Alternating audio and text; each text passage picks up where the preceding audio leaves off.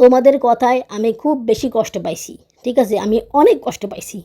আমি এটুকু বলতে পারি, যারা আমাকে ভালোবাসো, যারা আমাকে চিনো, তারা জানো যে আমি কিরকম মানুষ। আমার ভিতরে কোনো মানসিক সমস্যা নাই। আমি আমার বাচ্চাদেরকে খুব ভালোবাসি, আমার বাচ্চাদেরকে আমি অনেক ভালোবাসি, যার কারণে আমি এত বড় একটা ডিসিশন নিয়েছি। তোমরা আমার সম্বন্ধে সব কিছু জানাশোনা সত্ত্বেও তোমরা এরকম কমেন্টস করো যে এই মহিলাটা এত স্ট্রাগল করে, এত কষ্ট করে, তার জীবনে এত কষ্ট। সবাইকে ভালো লাগতে হবে এমন কোনো কথা নেই। যাদের ভালো লাগে তারা আমার ভিডিও দেখবা, লাইক করবা, কমেন্টস করবা। যাদের ভালো লাগবে না তারা দেখবা না। আমার এখন এই মুহূর্তে না নেগেটিভ কমেন্টস নেওয়ার মতো এনার্জি আমার নাই। আমার কাছে আমি জানি আমি কীরকম মানুষ, ঠিক আছে? অন্যের কাছে আমাকে সেটার সার্টিফিকেট নিতে হবে না যে আমি ভালো না খারাপ।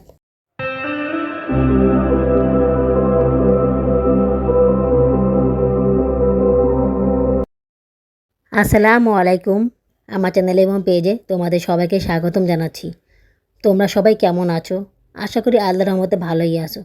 আমিও ভালো আছি আলহামদুলিল্লাহ। দেশে এবং বিদেশ থেকে যারা আমার ভিডিওটি দেখতেছো তাদের সবাইকে জানাই আমার পক্ষ থেকে আন্তরিক অভিনন্দন ও ভালোবাসা। নতুন আরও একটি ব্লগ নিয়ে আবার তোমাদের সামনে হাজির হলাম। কি ভাবতেছো মাছ কেন ভাজি করতেছি? বলেছিলাম মাছ শেষ। এইটা আসলে আগের ব্লগ। ফ্রিজে একটা রুই মাছ ছিল। তোমরা তো জানোই যে আমি একটা বড় রুই মাছ কিনেছিলাম রমজান মাসের শেষের দিকে। তো ওই বড় রুই মাছটা আজকে পিস করে কেটে নিলাম, মুড়িখণ্ড বানাবো এই জন্য। বাকি পিসগুলো ফ্রিজে রেখে দিলাম, ওগুলো দিয়ে পরে রুই মাছের ঝোল রান্না করব। মনটা অনেক খারাপ। কালকে মুভি দেখা ভিডিওটা ছাড়ার পরে অনেকে নেগেটিভ কমেন্ট করেছে। 2-3 জন পজিটিভ কমেন্ট করেছে, আর বাকি সবাই নেগেটিভ কমেন্ট করেছে। আসলে আমারই ভুল হয়েছে ইউটিউবে ভিডিওটা ছাড়া। আমি যে কেন ছাড়লাম, কেন যে আমি ছাড়লাম, মানে আমার ছাড়াটা উচিতই হয়নি। আমি ভেবেছিলাম তোমরা হয়তো বা বুঝতে পারবে আমার মনে ব্যাপারটা, যে আমার ইচ্ছা করে আমি এই ছবি দিতে গিয়েছি। এটা নিয়ে আমি এর আগে অনেক কথা বলেছি, বাট তোমরা যে এভাবে রিঅ্যাক্ট করবা সেটা আমি ভাবতে পারিনি। আমি খুবই কষ্ট পেয়েছি। দেখো, আমি তোমাদের কমেন্টস করতে না করিনি, তোমাদের ইচ্ছা, তোমাদের মতামত তোমরা বলতেই পারো, বাট আমি তো মানুষ, আমারও তো খারাপ লাগতে পারি না? আমার খারাপ লাগলে আমি কি করব? আমি কি আমার মনের কথা বলবো না? আমি কি আমার খারাপ লাগাটা প্রকাশ করব না? অবশ্যই করব। একজন বলেছে যে আপনার ভিডিও ভালো লাগতো, বাট এখন আপনার ভিডিও ভালো লাগে না, আপনার ভিডিও গঠনমূলক নয়। তারপর আরেকজন বলেছে যে আপনার মানসিক সমস্যা আছে। ঠিক আছে, তারপরে বাচ্চা রেখে কীভাবে যান? আমরা তো বাথরুমেও যাই না। আচ্ছা, এসব কথা বললে না অনেক কথা আসে। আমার যখন 2 বাচ্চা ছিল তখন আমি কোথাও যাইনি, ঘুরতে যাওয়া তো দূরের কথা, তার ধারে কিনারেও ঘেঁষি নেই। আমাকে আমার হাজব্যান্ড কোথাও ঘুরতে নিয়ে যায়নি, আমিও যাইনি। কেন? 2 বাচ্চা দেওয়ার ব্যস্ত ছিলাম, যাওয়ার সুযোগ পাইনি। ঠিক আছে, তারপর ভাবলাম যে এত বেশি বাচ্চাকে সময় দিয়ে কী পাইতেছি? কিছুই পাইতেছি না, নিজে কোনো জায়গায় ঘুরতে পারছি না, শুধু বাসায় বসে থাকা লাগে, এত বেশি কষ্ট। যখন তৃতীয় বেবি নেওয়ার জন্য আমার খুব আগ্রহ ছিল, যখন খুব ট্রাই করছিলাম হচ্ছে না, তখন খুব ডিপ্রেসড হয়ে যেতাম, খুব খারাপ লাগতো। তারপর যখন তৃতীয় বেবিটা হলো তখন ভাবলাম যে ঠিক আছে, আমার তো 3টা বেবি হয়ে গেছে, আমি তো এখন আর বেবি নিব না, তো আমি একটু ঘুরতেই পারি, আর কত কষ্ট করবো বাচ্চাদের নিয়ে। তো তখন থেকে আমি ঘোরা আরম্ভ করেছি। আর আমি আগে কখনো মুভি দেখিনি। আমি আমার লাইফে তোমাদেরকে বলেছিলাম যে আমি অনার্সে পড়ার সময় 1বার কি 2বার মুভি দেখতে গিয়েছিলাম, তারপরে আর যাইনি। এখন ছবির মান ভালো হয়েছে, এখন সবাই ছবি দেখতে যায়, এই কারণে আমিও দেখি। আমি যে আগে থেকে ছবি দেখতাম তা কিন্তু নয়। এখন যার যেটা পছন্দ, আমার কাছে এটা ভালো লাগে, আমার দেখতে ইচ্ছা করে, আমি কি করব? তোমাদের ভালো লাগে না, ঠিক আছে, তোমরা যাবা না, কিন্তু তোমরা এভাবে করে বলো যে মনে হয় আমি আসামি হয়ে গিয়েছি। আমি মনে করে যে কাঠগড়ায় দাঁড়িয়ে আছি তোমাদের কাছে, তোমাদের কথা শুনে এরকম মনে হয়। পার্কে যাওয়া গুনাহ না, তারপরে মলে যাওয়া গুনাহ না, ছবি দেখা গুনাহ। এত মানুষ ছবি দেখে ফ্যামিলি নিয়ে যায়, ওদের গুনাহ হচ্ছে না, শুধু আমার একারই গুনাহ হচ্ছে। মানে অনেক কথা, আমার আল্লাহর ভয় নেই, তারপরে আমার মানসিক সমস্যা আছে, আরও অনেক কথা। আচ্ছা, আমি তোমাদের সবাইকে একটা কথা সাফ সাফ বলে দিতেছি, যে তোমাদের যদি আমার ভিডিও দেখতে ভালো না লাগে তোমরা দেখো না, ঠিক আছে? আমি আর এইসব মুভি দেখার ভিডিও আমি তো আর ছাড়বই না, আমার তো শিক্ষা হয়ে গেছে, আমি আর এখানে ছাড়বো না। আর যদি মনে হয় যে আমি ভালো মানুষ না, তো ওকে, আমার কোনো সমস্যা নাই। আমার কাছে আমি জানি আমি কীরকম মানুষ, ঠিক আছে? অন্যের কাছে আমাকে সেটার সার্টিফিকেট নিতে হবে না যে আমি ভালো না খারাপ। বছরে 2টা ঈদে ঘুরতে যাই, যেটা করতে খুব বেশি ইচ্ছা করে সেটাই আগে করি। অন্যান্য জায়গায় ঘোরার জন্য টাকা আমার হয় না। পার্কে গেলেও তো টাকা লাগে, লাগে না? পার্কে কি ফ্রি ঘোরা যায়? বাচ্চাদের নিয়ে ঘুরতে গেলে তো অনেক সিকিউরিটি লাগে, অনেক ঝামেলা। এটা তো তোমরা বুঝবা না, কারণ তোমরা তো এত বেশি বাচ্চা নিয়ে ঘুরতে যাওনি। যদি যাইতে তাহলে বুঝতা কেমন লাগে একটা পার্কের মধ্যে গরম পরিবেশে বাচ্চাদের নিয়ে যাওয়া কতটা কষ্ট। আর মলের মধ্যে ঘুরে কী লাভ? মলের মধ্যে ঘুরে তো মনটা খারাপ হয়ে যাবে, কিছু কিনতে পারবো না টাকা দিয়ে। আর মলে খাবারের দাম অনেক বেশি, এত টাকা দিয়ে খাবার খাওয়াও তো সম্ভব না। এখন বলবো যে বাইরে থেকে খাবার খেতে, হ্যাঁ, বাইরে থেকে খাবার খেতে গেলেও তো অনেক কষ্ট। আর সেক্ষেত্রে বিনোদনটা কী পাওয়া যাবে বলো? সব দিকে তো বিনোদন পাওয়া যায় না। তো সেখানেও তো খরচ হয়, হয় না যে তা না। আমি বুঝি না মুভি দেখাটা মানুষ কি কেন খারাপ মনে করে আর বলে মোবাইলে মুভি দেখতে। আচ্ছা মোবাইলে যদি মুভি দেখতাম তাহলে তো কত মুভি দেখতাম। আমি যে মুভিগুলো দেখা হয়নি আমার সেগুলো কিন্তু আমি আজও দেখি নাই, কারণ দেখার সময় নাই। মোবাইলে বসে বসে মুভি দেখবো এত সময় আমার নাই। আমার আসল উদ্দেশ্য আসলে মুভি দেখা না, ঘোরা, এনজয় করা, মজা করা। মুভি দেখার বসিলায় আমরা ঘুরতে পারি, ভালো মন্দ খাবার যাই পারি খেতে পারি, তারপরে একটা ভালো পরিবেশে থাকি। তো সব কিছু মিলিয়ে বিনোদনটা হয়, এই কারণে ওখানে যাওয়া। প্রিয়তমা এত হিট মুভি ছিল, এটা আমি মোবাইলে আজ পর্যন্ত দেখিনি। গত বছর কোরবানি ঈদে তাণ্ডব মুভি চেয়েছিলাম দেখতে, ওটা দেখিনি। এখন পর্যন্ত আমি মোবাইলে দেখিনি, সুরঙ্গ মুভিও দেখিনি। মানে আমি তোমাদেরকে কী বলবো, বলিউড মুভি যেটা খুব নাম করা মুভি, মানে অনেক বেশি হিট হয়েছে, জওয়ান, পাঠান, তারপরে কবির সিংয়ের ছবি, যত ছবি তোমার হিট হয়েছে, যে কিছুদিন আগে একটা হিট হলো অ্যানিমেল, এসব ছবি একটাও আমি দেখিনি। বিশ্বাস করবা, এগুলো কোনো ছবি আমি দেখিনি। আমি কোনো ছবিই দেখি না, আমার এত সময় নেই ছবি দেখার। আমি সারা বছর কোনো ছবি মোবাইলে দেখি না, টিভিতেও দেখি না। আমি কোনো সিরিয়াল, কোনো নাটক, কোনো কিছু দেখি না। আমি জাস্ট ঘরে কাজ করি, বাচ্চাদের সামলাই, আর চ্যানেলে কাজ করি। আমি এগুলাই করি, আমি আর বাড়তি কোনো কিছু করি না। বছরে 2টা ঈদ আসে, সেই 2টা ঈদে আমি মুভি দেখতে যাই। আমার ঈদ দেখতে ভালো লাগে, আমি নিজে সামলাতে পারি না, আমার দেখতে খুব ইচ্ছা করে, আমি এনজয় করি, মজা করে আমি দেখি, শেষ। আমি জাস্ট এইটুকুই করি, এর বাইরে আমি আর কোথাও যাই না, কোনো কিছু করি না, কোনো রঙ্গমঞ্চও করি না। ঠিক আছে, তোমাদের কথায় আমি খুব বেশি কষ্ট পাইছি। ঠিক আছে, আমি অনেক কষ্ট পাইছি। আমি মানসিকভাবে এমনিতেই অনেক কষ্টে থাকি, এটা আসলে তোমরা জানো যে আমি কতটা কষ্টে থাকি। আমি একটু আনন্দ পাওয়ার জন্য এক জায়গায় যাই, আমার এখানে ভালো লাগে। আমি তো আর ব্রথেলে যাই না যে এটা সেটা খারাপ, তাই না? আমি একটা ভালো জায়গায় যাই, তোমরা সেটাকে খারাপ মাইন্ডে নিয়ে খারাপ চিন্তা ভাবনা করো। আর আমার বাচ্চাদেরকে আমি একা রেখে প্রায় সময় অনেক জায়গায় যাই, এর আজকে এটা প্রথম না। স্কুলে যাই, ওদেরকে একা রেখে যাই। তারপরে আমি নিউইয়র্কে গেছিলাম, হাইবাদিং, কিন্তু ওদেরকে একা রেখে গেছিলাম। তখন তোমাদের কারোর মধ্যে কোনো প্রশ্ন নেই, তখন তোমাদের কারোর মধ্যে কোনো সমস্যা নেই। গত বছর জুলিয়ানাকে নিয়ে আমি গেছিলাম মুভি দেখতে, ঠিক আছে, তখনও তোমাদের কোনো সমস্যা হয়নি তেমন কোনো। কিন্তু এই বছরে বা আমি বাচ্চাদেরকে নিয়ে মুভি দিতে গেলে তোমাদের সমস্যা।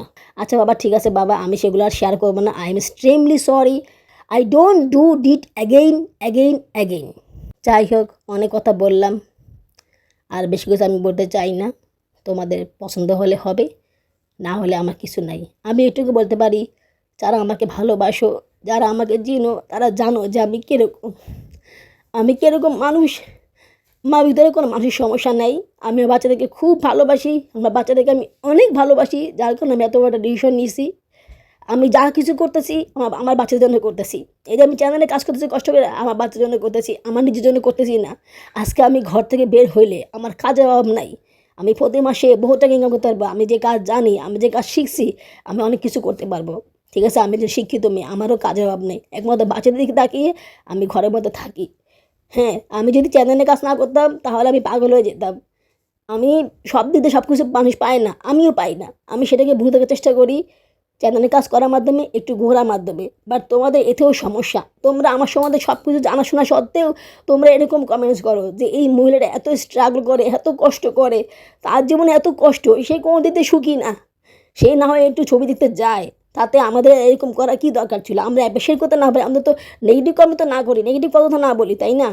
আমার কাছে জানো কী মনে হয়, যারা এসব নেগেটিভ কমেন্ট করে না, তারা আসলে আমাকে ভালোবাসে না, কিংবা তারা আমাকে বুঝেই না, তারা আমার ভিডিও দেখেই না ফুললি। যদি দেখতো তাহলে তারা এরকম কমেন্টস করতেই পারতো না, করতেই পারতো না। ওরা জানে ভালোভাবে যে আমি কোথায় যাই না যাই। আমি কোথাও গিয়েছি আর ব্লগ করি নাই, এরকম কোনো সময় হয়নি। আমি যে জায়গায় গিয়েছি সে জায়গায় ব্লগ করেছি এবং সেটা আপলোড করেছি। তাই তোমরা কেউ বলতে পারবা না যে আমি অন্য জায়গায় গিয়েছি ব্লগ ছাড়িনি। সব জায়গায় গিয়েছি, ওটা ব্লগ ছাড়ছি। ঠিক আছে, তোমরা দেখতে পারো যে আমার চ্যানেলে আমি কোন জায়গায় ঘুরতে গিয়েছি, কতবার ঘুরতে গেছি, তোমরা দেখতে পারো। যাক, এসব কথা বলে আমি আর মন খারাপ করতে চাই না। আমার শরীর এমনিতেই খারাপ, আমি চাই না মেন্টালি পেশেন্ট নিতে। এমনিতেই তো মেন্টালি অনেক পেশেন্ট নিতেছে আমি চাই না কোনোভাবে আমার মনটাকে খারাপ করতে, কারণ এই সময় আমার মনটা খারাপ করা উচিত না। আমাকে সবসময় মনটা ভালো রাখতে হবে, তাই আমি ভালো থাকার চেষ্টা করি। ঠিক আছে, তো তোমরা এমন কোনো কমেন্টস করো না যাতে আমি কষ্ট পাই। প্লিজ তোমরা এমন কোনো কমেন্টস করো না। তোমাদের কাছে ভালো লাগতেছে না, ইগনোর করো, কোনো সমস্যা নেই, আমি কিচ্ছু মনে করবো না। ঠিক আছে, আমার কোনো সমস্যা নেই। সবাইকে ভালো লাগতে হবে এমন কোনো কথা নেই। যাদের ভালো লাগে তারা আমার ভিডিও দেখবা, লাইক করবা, কমেন্টস করবা। যাদের ভালো লাগবে না তারা দেখবা না। ঠিক আছে, হ্যাঁ, নেগেটিভ কমেন্টস তোমরা করো, সমস্যা নেই। বাট আমার এখন এই মুহূর্তে না নেগেটিভ কমেন্টস নেওয়ার মতো এনার্জি আমার নাই, কারণ এখন আমি অনেক ক্রিটিক্যাল মানে পর্যায়ে আসি। ঠিক আছে, আমি চ্যানেলে কাজ করি বিধায় আমি ভালো আছি, না হলে আমি ভালো থাকতাম না। আমি খুব মেন্টালি ডর মধ্যে থাকি। হ্যাঁ, আমার কাছে টাকা নেই, আমি অর্থে কষ্টে আছি, তাও আমি কেন মুভি দেখি? হ্যাঁ, আমার ভালো লাগে, আমার ইচ্ছা করে, আমার শখ মুভি দেখার, ঠিক আছে? সবার সব ধরনের শখ থাকে। এক ধরনের শখ থাকে যে সে জামা কিনবে, সে জুতা কিনবে, সে খাবার খাবে। আমার এইটা শখ। আর কিছু বলার আছে? এটা আমার শখ, আমার ভালো লাগে, আমার বাচ্চাদের ভালো লাগে। আর কারো কিছু বলার আছে? আমার আল্লাহর ভয় আছে। আমি নামাজ কালাম পড়ি, পয়সা চোখে আমার আল্লাহর ভয় আছে যে আল্লাহ পাক আমাকে দোষ দিবে। আমি অনেক পাপ করতেছি জীবনে, পাপের শেষ নেই। তোমরা অনেক পাপ করতেছো, পাপের শেষ নেই। আমরা কে বুকা দেবো তো না যে আমরা কোনো পাপ করি নাই জীবনে, আমরা অনেক পাপ করতেছি। না হয় এই পাপটুকুই করলাম, এর থেকে বড় পাপ আমরা করে আসতেছি। আর এইটুকু পাপের জন্য আমাদের একদম জীবন শেষ হয়ে যাবে এরকম কিছু না, ঠিক আছে? যাক, অনেক কথা বলে ফেললাম, নিজেকে কন্ট্রোল করতে পারি নাই, আবার আমি ইমোশনাল হয়ে গেলাম। তো এই বিষয় নিয়ে আমি আর কথা বলতে চাই না। আমি চাই না নিজেকে কষ্ট দিতে, কারণ এমনিতে আমি অনেক কষ্টে থাকি। আমি আমার নিজেকে কষ্ট দিতে চাই না, আমার মন খারাপ করতে চাই না। আমি ব্লগে কাজ করি মন ভালো রাখার জন্য, মন খারাপ করার জন্য ব্লগে কাজ করি না, মন খারাপ করার জন্য ভয়েস দিই না। তোমরা তোমাদের অভিমত কমেন্টসে জানাইও, তবে এমন কোনো কমেন্টস করো না যাতে আমি কষ্ট পাই, ঠিক আছে? আমার এখন কষ্ট পাওয়ার কোনো কাজ আমার কাছে আর ভালো লাগে না, ঠিক আছে? কারণ আমি কষ্ট পেতে পেতে একদম শক্ত হয়ে গেছি, পাথর হয়ে গেছি। এখন এই পাথরে আঘাত করলে কষ্ট হবে না, তারপরেও কষ্ট হয়, কারণ তোমরা আমার খুব কাছের মানুষ। আমি তোমাদেরকে অনেক অনেক অনেক বেশি ভালোবাসি। মানুষ কাদের কাছে নিজের মনের কথা বলে? আপন মানুষের কাছেই বলে। আমি তোমাদের কাছে আমার মনের কথা বলি, ঠিক আছে? আমার স্বামীর সাথেও আমি অনেক কথা বলি না, আমার সন্তানের সাথেও অনেক কিছু শেয়ার করি না, বাট তোমার সাথে আমি অনেক কিছু শেয়ার করি, যেগুলো আমার ভালো লাগে, যেগুলো আমার করতে ইচ্ছে করে, সব কিছুই শেয়ার করি। তাই তোমাদের কোনো নেগেটিভ কথা বা নেগেটিভ কমেন্ট শুনতে আমার ভালো লাগে না, আমার কষ্ট লাগে, আমার খারাপ লাগে। কথার চাপে পড়ে কী কাজ করতেছি সেগুলো বলতেই পারলাম না। তো মুড়িঘণ্ট বানিয়েছি আমি রাতের বেলা মুড়িঘণ্ট বানানোর পরে সেগুলো খেলাম, খেতে অনেক মজা হয়েছে, অনেক ভালো লেগেছে খেতে। তারপরে সকালবেলা ঘুম থেকে ওঠার পরে মনে হলো যে আমি একটু পরোটা বানাবো। মানে আমার কয়েকদিন ধরে এই হোটেলে পরোটা খেতে খুব ইচ্ছা করতেছে, ময়দা দিয়ে বানানো পরোটা। কিন্তু ময়দা দিয়ে বানানো পরোটা এত সহজ না, একটু কষ্টের কাজ। যারা সবসময় করে না ওর জন্য কষ্টকর কাজ। আমি তো সবসময় করি না, আমি তো সবসময় আটা রুটি বানিয়ে খাই। তো এই কারণে একটু কষ্ট হবে, তারপর আমি বানাবো। তো ঠিক করলাম বানাবো। এদিকে আবার আজকে সোমবার, আজকে আবার বাবুরাব্বু খিচুড়ি নিয়ে আসবে। তো ময়দা দিয়ে পরোটা বানাতে তো সময়ও লাগবে। সকালবেলা আবার পাউরুটি টোস্ট খাওয়া হয়ে গিয়েছে। আমার না খেতে খুব ইচ্ছা করতেছে। পরে ভাবলাম আজকে তো ফ্রি আছি, আজকে বানিয়ে নিই। আজকে না বানালে কালকে আর বানাতে পারবো না। যেহেতু আজকে রান্নাবান্নার কাজ নেই, কালকে আবার রান্নাবান্না করতে হবে। তো আমার আবার গরুর মাংস দিয়ে পরোটা খেতে খুব ইচ্ছা করেছিল। তাই কিছু গরুর মাংস রান্না করে নিয়েছি। ফ্রিজে ছিল কিছু মাংস, তো সেই মাংসগুলো বের করে কেটে নিয়েছি। চুলায় বসিয়ে দিয়েছি, রান্না করে নিচ্ছি। এখন প্রায় বিকেল হয়ে গিয়েছে। উনি আজকে অফিসে যাননি। তো উনি বাসায় ছিলেন, এই কারণে উনি এসেছে। নাহলে তো আমাকে জানতে হতো। এই কারণে আমি আরও এই কাজগুলো করার সুযোগ পেয়েছি। ইদানিং না উনি বাসায় থাকলে একটু কাজ করে, মানে ঘরে কাজ করে না, বাচ্চাদের টেক কেয়ার করে। বিশেষ করে বাচ্চাদের পটি সাফ করে। তো আবার বাথরুমও ধুয়ে দিয়েছিল ২ বার। ও হ্যাঁ, বাচ্চাদেরকে গোসলও করিয়ে দিয়েছে। এমনি বাচ্চাদেরকে রাখতে চায় না, এগুলো করে। তো আমার কাছে তো এগুলো অনেক বড় কিছু। এগুলো করলেই তো আমার জন্য অনেক বেশি সহজ হয়ে যায়, কারণ এগুলো করতেও অনেক বেশি সময় লেগে যায়। এদিকে আবার ক্ষুধাও লেগে গিয়েছে, কিছু এনেছে, এখনও কিছু খাইনি।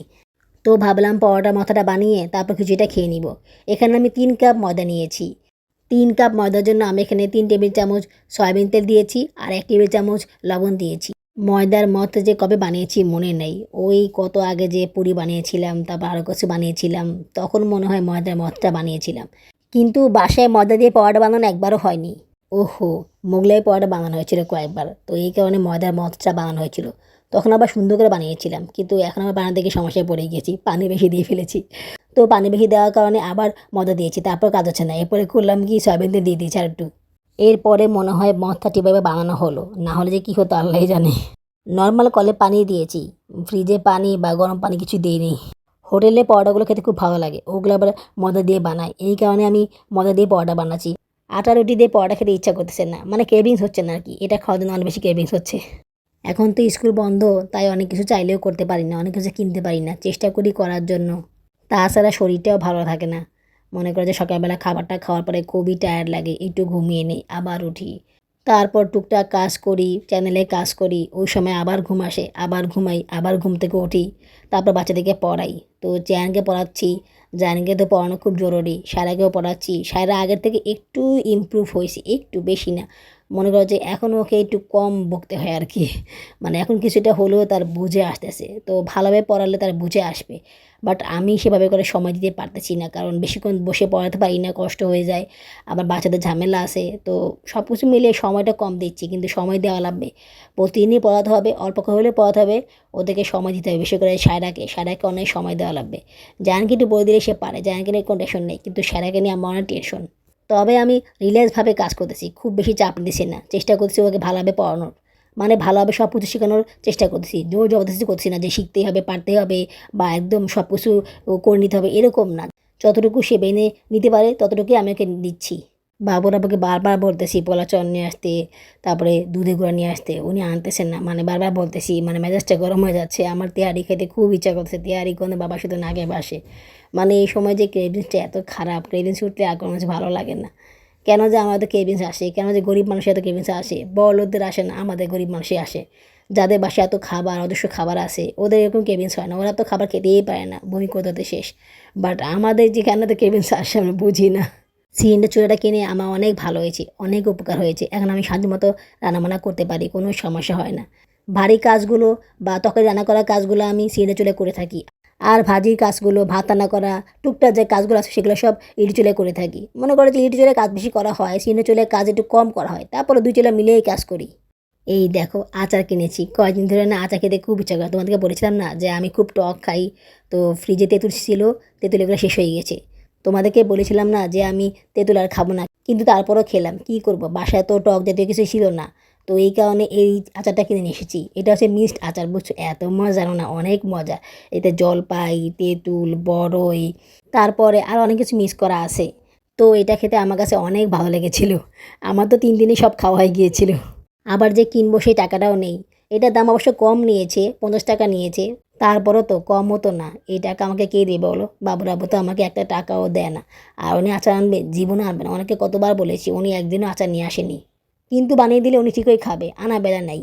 এখন আমি খিচুড়িটা খেয়ে নিব, ব্লগটা অনেক বড় হয়ে গেছে, তাই খিচুড়ির পার্টটা আগামী ব্লগে শেয়ার করব, এখন আর শেয়ার করতে পারতেছি না। খিচুড়িটা খেয়ে রেস্ট নিয়ে তারপরে পরোটা বানাবো, সেটাও আগামী ব্লগে শেয়ার করব। আজ এইটুকুই, আগামী ব্লগে দেখা হবে। আল্লাহ হাফেজ।